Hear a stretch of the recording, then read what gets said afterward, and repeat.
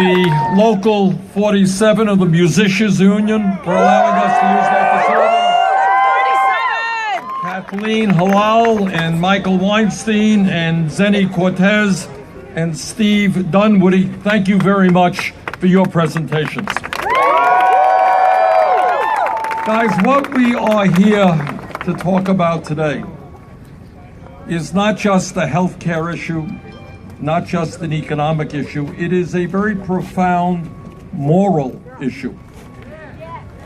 It is whether or not people in our country should get sicker than they should get, or even die because they don't have enough money to pay the prices that the pharmaceutical industry is charging us. That's the issue. That's right. And I say it is time for the pharmaceutical industry to stop ripping off the people of this country.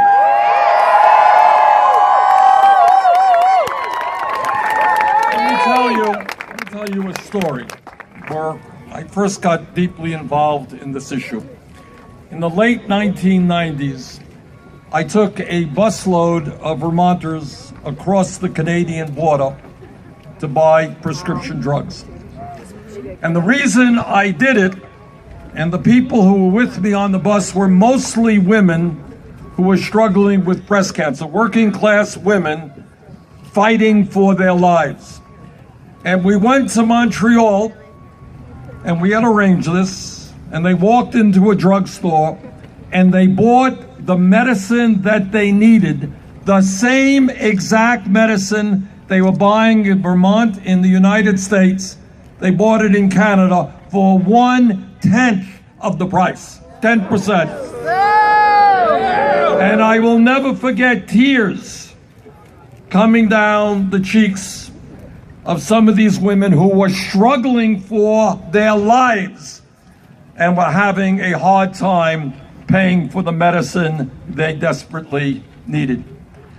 But it was not just them at that point. Right now, if you want to hear about crazy and you want to hear about dysfunctionality, in America today, 1 out of 5 people who go to their doctor's office and get a prescription are unable to afford to buy that prescription.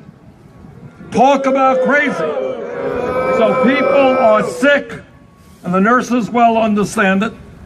They go to the doctor or nurse because they're sick. They get a prescription and they can't even afford to fill it. In my state and all over this country, there are hundreds of thousands of elderly people who are cutting their pills in half, which is a bad thing to do because they cannot afford to buy the medicine that they need. Our job is to tell the pharmaceutical industry that we will not continue to pay, by far, the highest prices in the world for prescription drugs.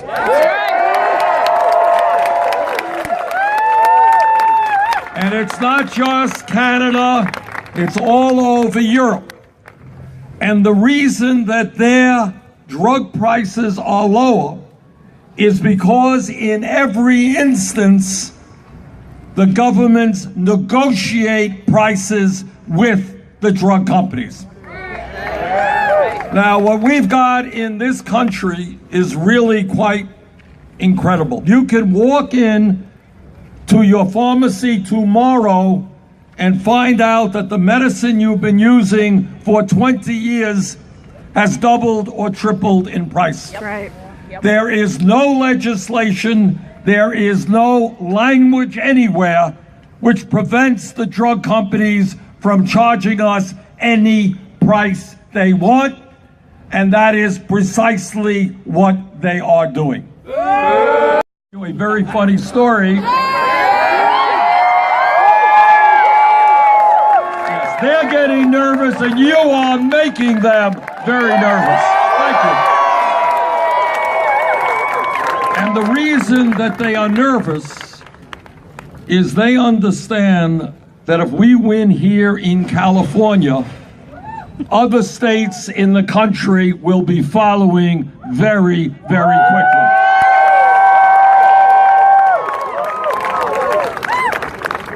And when we talk about a corrupt campaign finance system, man, you are up against that right now. My understanding is that the pharmaceutical industry is prepared to spend up to $100 million to defeat Proposition 61. Well, they can spend all of the money that they want, but the people understand that they're a bunch of crooks and we're going to beat them.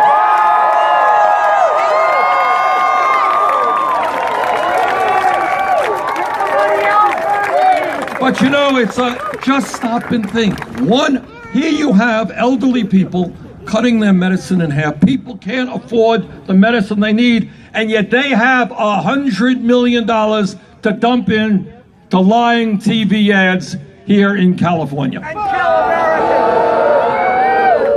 Now, when you defeat the pharmaceutical industry here, you are not only going to send a profound message all across this country that we're tired of their greed and of their profiteering. That's right. You're going to do even more than that. You're going to show that the American people are prepared to stand up to powerful corporations who are trying to buy elections.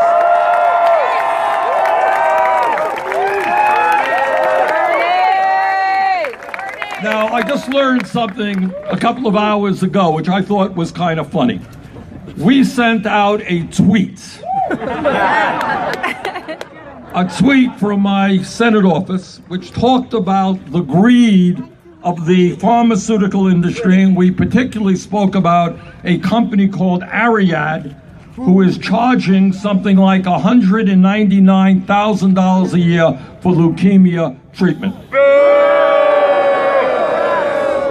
Well, after we sent that tweet out, their stock started to crash.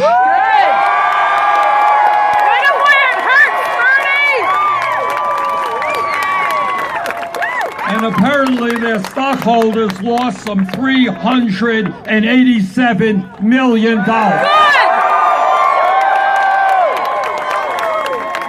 So let me say it again. This is an industry which is extraordinarily greedy, an industry that we have got to stand up to. That's right. An industry that has got to provide the medicine that people desperately need, not only here in this country, but poor people all over the world need affordable medicine. Let me just give you a few examples, only a few, of some of the outrages that are going on within the pharmaceutical industry. Mylan increased the price of EpiPens by some 500% since 2009, from $57 to more than $600.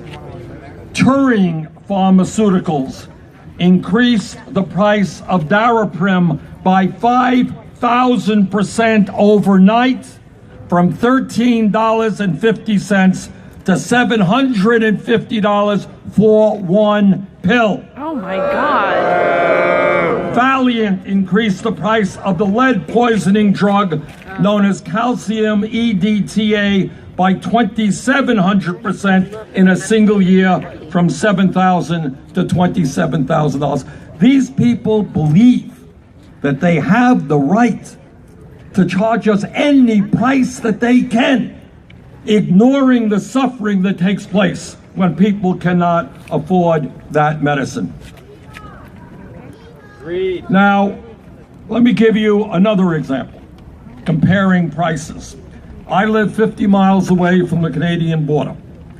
In the United States, it costs $730 for a 90-day supply of Crestor, which is used to treat high cholesterol, but just $160 in Canada. Nexium, $736 in the United States, $214 in Canada. Celebrex, $895 in the United States, $212 in Canada. This is the same exact medicine in the same exact bottles made by the same exact companies. So what we are here to say is enough is enough.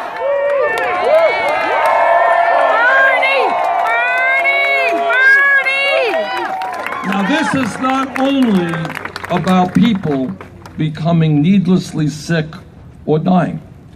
It is about people having to go deeply in debt to purchase the drugs they need to stay alive.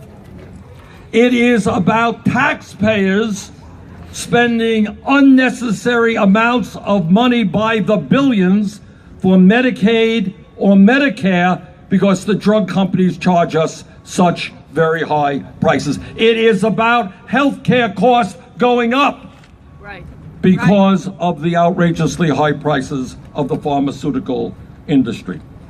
So here we are in California, and here you have brought forth the most significant proposition in the country today to end pharmaceutical industry greed.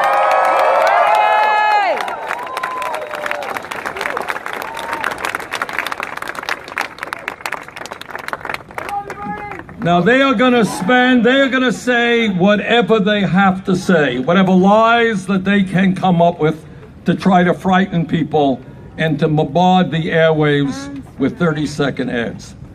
But the people of California are smart, and they understand that there must be a reason why the drug companies are prepared to spend up to $100 million. And that reason is that if you beat them here, we're going to put them on the defensive. We're going to lower the cost of medicine all across this country.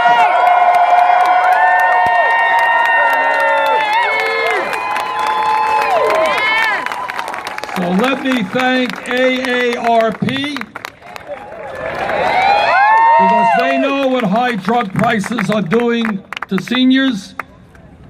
Let me thank my brothers and sisters at the National Nurses United, because they do not want to have to be treating patients who are so much sicker than they otherwise should be. And let me thank all of my friends and all of you. Brothers and sisters, we are going to take on the pharmaceutical industry. We're going to take on the insurance industry. We're going to take on a corrupt campaign finance system, which is allowing the drug companies to spend unlimited sums of money so that they can continue to rip off our people. Brothers and sisters, work hard on this issue. We need your help. The entire nation is looking at California. Let's go forward together. Thank you all very much.